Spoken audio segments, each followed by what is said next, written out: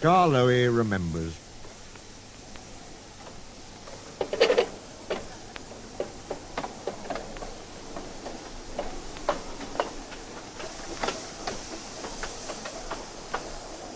The Fat Controller had sent Edward to the works to be mended.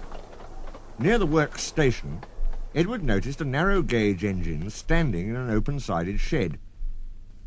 "That's Skarloey," he thought. "What's he doing there?" He remembered Skarloey and his brother Renius, because in the old days he had often brought passengers who wanted to travel up to the lake in their little train. As the men at the works could not mend him at once, Edward asked them to put him on a siding close to Skarloey. Skarloey was pleased to see Edward. "The owner has just bought 2 more engines," he said. "He told me I was a very old engine and deserved a good rest. He gave me this shed so that I could see everything and not be lonely. But I am lonely all the same," he continued sadly. "I miss Renius very much. Yesterday one of the new engines pushed him on a truck, and now he's gone to be mended. I wish I could be mended too, and pull coaches again." "Have your coaches got names?" asked Edward. "Oh, yes. There's Agnes, Ruth, Jemima, Lucy and Beatrice. Agnes is proud. She has cushions for first-class passengers. She pities Ruth, Jemima and Lucy, who are third class with bare boards. But they all 4 sniff at Beatrice. Beatrice often smells of fish and cheese, but she is most important," said Skarloey earnestly. "She has a little window through which the guard sells tickets. I sometimes leave the others behind, but I always take Beatrice. You must have tickets, and a guard, you know." "Of course," said Edward gravely. "Renius and I," continued Skarloey, "used to take turns at pulling the trains. We know everybody, and everybody knows us. We whistle to the people in the fields, at level crossings, and in lonely cottages and farms, and the people always wave to us. We love passing the school playgrounds at break time, for then the children will always run over to the fence to watch us go by. The passengers always wave, because they think the children are waving to them. But we engines know better, of course," said Skarloey importantly.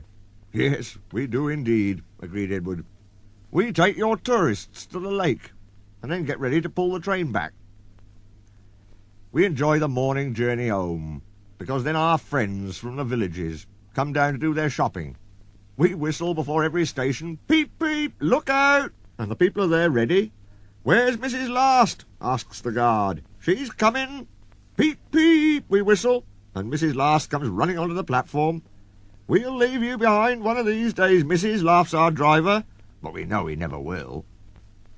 We stop elsewhere too, at farm crossings and stiles, where paths lead to lonely houses.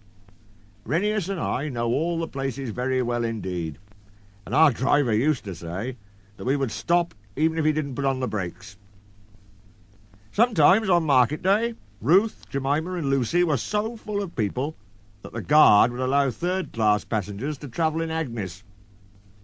She didn't like that at all, and would grumble, 'First-class coach, third-class people.' That made me cross. 'Shut up,' I'd say, 'or I'll bump you.' That soon stopped her rudeness to my friends.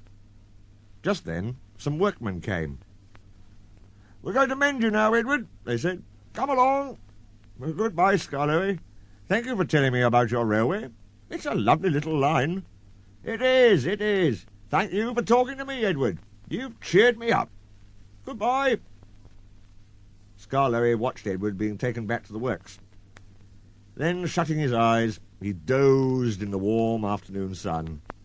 He smiled as he dozed, for he was dreaming, as old engines will, of happy days in the past.